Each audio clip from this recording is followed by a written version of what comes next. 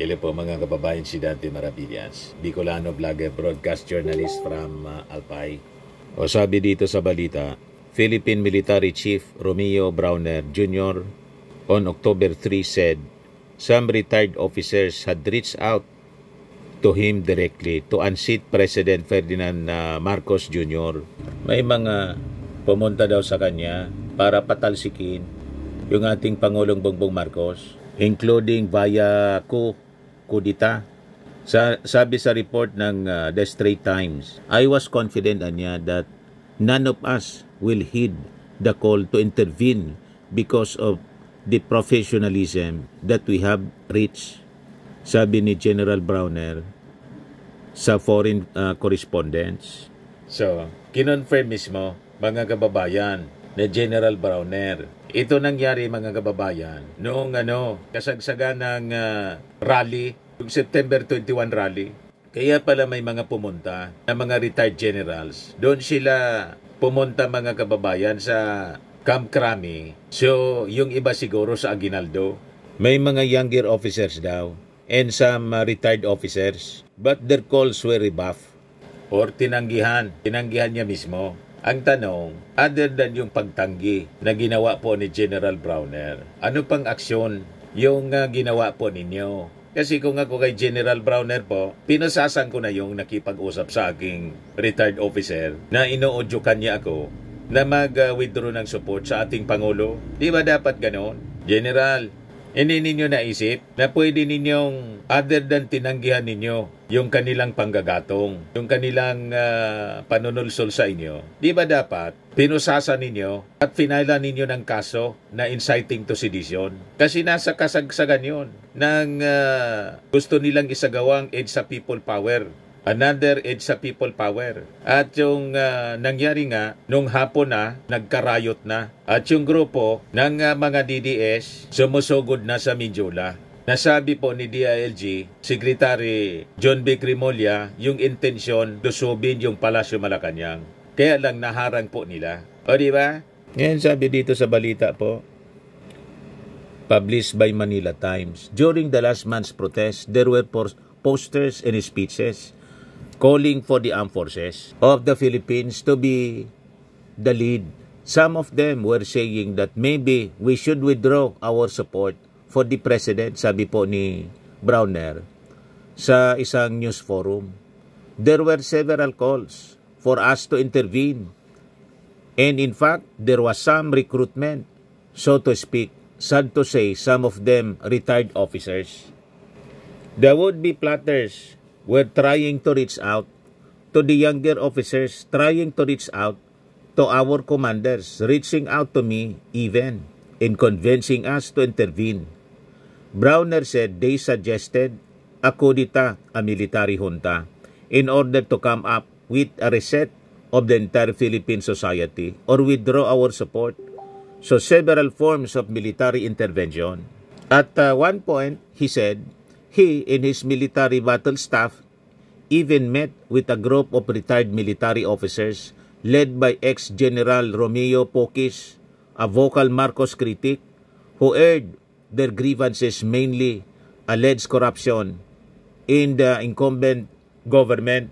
Yun naman pala po, identified ninyo kung sino yung nag-uudyok para sa isang kudita o military junta. So ano pa yung ginagawa po ninyo, General Browner? Hindi pa yan ba sapat para itong mga identified personalities, retired officers ng armed forces ay ma-filean po ninyo ng kaso for inciting to sedition? Kasi pag hindi po ninyo yung ginawa, inupuan po ninyo. Kayo na mismo yung nagsabi Kayo yung witness So dapat sana ang action po ninyo ngayon ay pumunta po sa sa NBI or sa DOJ para sa case build up. Magkonsulta kaya kayo sa abogado sa DOJ. Kasi pag hindi ninyo ginawa, paulit-ulit ang ganitong attempt na gagawin nitong mga supporters ni Digong para iupo si Sara Duterte. Malinaw na yun ang kanilang gusto. Personal na interest nila, mga kababayan. Yan malinaw po ang inciting to sedition. Key aspects of inciting to sedition. Elements of inciting to sedition under Article 142 of the Revised Penal Code. Sabi diyan, inciting others to commit acts that constitute sedition by means of speeches, proclamations, writings, emblems, or other representation tending to the same end, and 2, doing so without taking direct part in the crime of sedition. Di ba? Malinaw mga kababayan na inciting to sedition ang kanilang ginagawa. Pero wala man po kayong ginawang aksyon, General Browner. Ano ba talaga? Bakit ganon? Yan o. Malinaw na ginagawa nila ito. Hanggang ngayon, ganito pa rin ang kanilang ginagawa sa kanilang mga post. The incitement must be done through specific mediums like speeches, writings, proclamations, or emblems in banners. Sabi diyan, crucially, the person inciting the sedition is not actually taking part in the seditious acts themselves, but is prompting others to do so. Yung purpose ng acts, the acts incited must be aimed at preventing the government or public officials from performing their functions, inflicting acts of hate or revenge against public officials or private individuals, which leads to public disorder, instigating others to commit rebellious conspiracies, riots. So, buo yung mga elementos po or acts that disturb the peace and order of the community in government. Yun na mismo, General Browner, yung ginawa nila. Malinaw, nagkarayot pa nga po. May mga sinunog yung container van, ay nadamay na motorcycle ng isang pulis at saka may sasakyan pa yata. Tapos pinasok ng mga rioters yung sugo. Imagine that. At maraming nasaktan sa ating mga kapulisan. Yan dahil sa panggagatong nitong mga retired officials ng armed forces. At in-identify na ninyo yung isa. So ano pa po yung hinihintay ninyo, General Browner? Bakit nagpa-interview lang kayo at wala kaming nakikitang solidong aksyon laban po sa mga nagsusulong ng regime change, including military junta, kudita.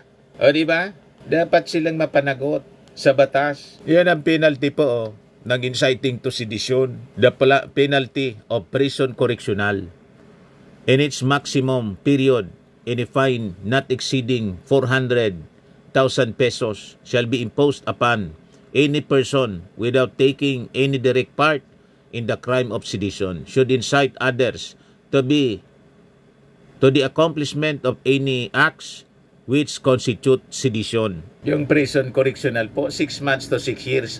6 years an imprisonment. So, tama lang, mga kababayan, na makulong sila sa walang tigil nilang pag-udyok ng kaguluhan dito sa ating bansa. Yung ating Pangulong Bongbong, binabaliktaran nila sa isyu ng korupsyon. Yung ating Pangulo mismo, ang nag-expose ng korupsyon. Siya mismo yung nagpapaimbestiga. Pagkatapos, ang narrative ninyo, ang tinuturo ninyo na yung ating Pangulo. You see? So, isang malinaw na kasinungalingan ang mga pinapakalat po nila para iluklok ang kanilang kandidato, ang kanilang leader, si Sara. Yan ang malinaw po sa kanilang intensyon. Ito yung latest na pronouncement ni Browner. Nag-deny siya sa isang Austerplatte.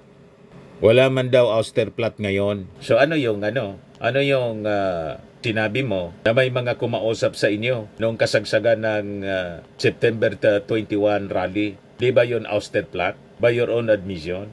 Yan sabi dito ni Browner, walang katotohanan daw that the military was plotting with retired generals and religious groups to oust President Marcos Jr., warning that any coup attempt would only destabilize the country and reverse democratic gains. Sa bagay, tama din yung statement niya ngayon. Hindi man conflict doon sa una niyang statement na sabi niya may mga kumausap sa kanila. May kumausap pero walang active military ang kumagat sa pakikiusap ng mga retired general na magplot ng kudita laban sa Pangulo. So okay din naman. Tama din naman itong statement niya ngayon. The coup rumors anya are not true. I myself was surprised when I saw the article na sinulat ng columnist na si Pulitzer Prize winning journalist Manny Mogato, alleging that a retired general in a large religious group had sought to convince an army commander to withdraw support from Marcos. So sabi ni Browner,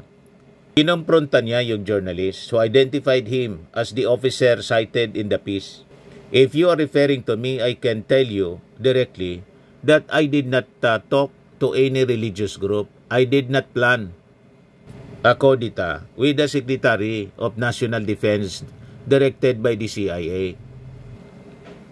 Browner urged journalists to verify claims with the military before publication, noting such reports could cause alarm, both domestically and abroad.